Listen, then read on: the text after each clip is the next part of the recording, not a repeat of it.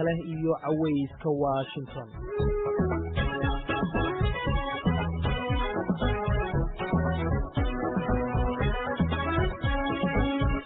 aanu ku bilownay waxaanu waraysi la yeelanay Cabdirasaaq Cabdullaahi Cali oo Mataan loo yaqaano. Mataan waa majaajiliste dadka aad uga qosliya Soomaalida ku dhaqan gudaha Mareykanka iyo waliba dibadiisana ay sheekooyinkiisa qosolka leh aad ugu yaqaanaan. Mataan marka hore ku soo dhawow idaacadda VOA iyo barnaamijka Cawayska Washington. ugu horreyntii waxaan rabaa inaan ku weydiiyo goorma timid Mareykanka? Mareykan waxaa imid 1982 wallahi horta waxa way waqtiga Mareykan waa isku ordaya markaad timaadid 10 sano 2 sano Soomaaliya adoo joogay la dhiganta marka uma maleeyaba inaan waqti badan joogayba markaad Mareykanka imaanaysay maxaa ku qorshaysnaa meeqa sano inaad Mareykanka joogto? Jaafar Mareykan waxa ii qorshaysnaa horta jaamacad Soomaaliya ka dhigan jiray marka wadanka dhaqaalaha ka xumaaday Saudi Arabia tagay xoolaha ka soo shaqaystay inaan jaamacadda dhamaysto 2 sano ilaa 4 sano inaan joogo Mareykan oo Soomaaliya ku noqdo waa gartay 4 sano 40 bay hadda kula maraysaa saasay maraysaa Mareykanka waa taraaf hada mar soo gashin soo baxay adag waa gartay haddana waxaan filayaa inaysan qorshahan kuugu jirin inaad dib u laabato wallahi wadanka hooyo wadanka fiican ma jiro iyo meesha ku soo adoobtay ama dadka ka timid laakiin hada amri aan ku jirnaa laakiin umalaan maayo inaad fasax ku tago waa dhici kartaa laakiin inaad degto aad ku noolaato way adag tahay wallahi barka waxa sababta caruur ba halkan ay ku dhalatay caruur awow ahayd ilaa 6 baa joogta marka waa gartay Mataan goormaad bilowday in aad dadka ka qosliso goormaad si is ogaatay adiga in aad dadka ka qoslisiin karto oo aad qof comedian ama majaajiliste ah tahay weligay comedy waa jeclaa markaan yaraa xataa oo Soomaaliya aan joogay intaan ardayga ahaa intaan dhalinyarada ahaa dadka yaqaanana way yaqaaniin macnaha dadkaas soo kornay qasayr haddaan ku taabto xalame 77 baan galnay marka nin ummadda dhan taqaano Sambalo Shiliyaada wuxuu ka ahaa cornel oo xalame haystay waagaas annagoo fadhina dhalinyaradii dhan waa true story waa sheeko runa waa gartay waxaan samaynayo maahan aniga waa gartay marka annagoo fadhina meeshii liido maxay ahayd xeebta agteeda oo nala khudbeynayo ilaa iyo waxaan ahayn 200 arday wuxuu yiri ninkii meeshaan waxaan ka rabnaa inaan xilliya lahayn askarta waa taqaanaa soo hadasho nin walba markaad diridda soo gasho xiliyahaaga albaabka suro markaad jamcada baxayso hore u qaado aniga waa bisuloobo waxaa iri hadaa ilownan xiliyahan waa kiciyey maalintii dhan baa la eriyay xeebta si la igu waday oo askar inta la igu daray habeenkii la yaaray meel kabali qol yar kabali uu ku xareysan yahay fiidmeerta wax ka xun mare waa gartay haddaa isaagtid baalasha kula dhacaysaa dharbaaxi kaa daalaysa haddaa fariistid way kugu kaadinaysaa marka comedigan dhib baan usoo maray runtii meeshaasaad ka soo bilowday meeshaasaan ka bilaabay dhalinyarada xaafadda waa yaqaaneen markii kale Mareykan ah midna hadee taalantigaygaan arkay dadka Soomaalida laakiin sidee ula qabsadeen dadka Soomaalida aad uma garanayaan waxaan la yiraahdo stand up comedy-ga oo waxay yaqaanaan oo kaliya in riwaayad la jilo oo wixii jilin laga dhigo horay umaanay aqoon Soomaalida inta qof uu masraxa soo istaago oo mikrofoonka qabsado oo isagoo sheekaynayo oo qof caadi ah uu dadka ka qoslisiyo hadda runtaa waa dhibaato waay taas waxa weeye wadankan joogno waa aragtay dad badan stand up comedy sameeya wadankan joognana waa inaan la qabsanaa technology waa inaan la soconaa waqtiga waa inaan la soconaa waagii riwaayadaha la sameyn jiray bool baraha la sameyn jiray Mombasa lama joogo hadii waa isbedeshay sheekooyinka aadka aan aniga ugu qoslo waxa kamid ah dadkana dhageysanayana inay nala maqlaan aan rabo sheekadii ninkii maqaayada shaaha ahayd furtay yiri qofkan shaaha cabaynin ma fariisanayo ama markii fadhiga lagu badiyay meeshii shaahna aan laga iibsanayn ha waa sheeko runa waana saaxiib nahay tu close nahay sheekooyinka aniga sheegana ama wax aniga personal igu dhacay ama waxaan goobjoog ahaa ama nin aan isleeyahay 100% ninkan waa nin run kuu sheegay baan sheegaa waa true story badankoodu inta marka ninkan wuxuu talyaanigu joogi jiray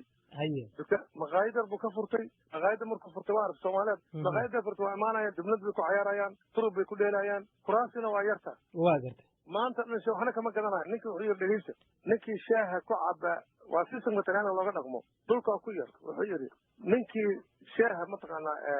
fadhiga ku cabo waa ku shilin ninkii istaag ku cabana waa 500 shilin nimanka waa gorgortamaan waxay leedahay hal ku istaagno haddaan hal ku istaagtay wuxuu yiri 250 waa meeshaas ninkii kuraasiga ugu badbaaday maxaa kaloo ka mid ah dadweynaha la wadaagaysaa ku dhegeysanaya maanta oo VOA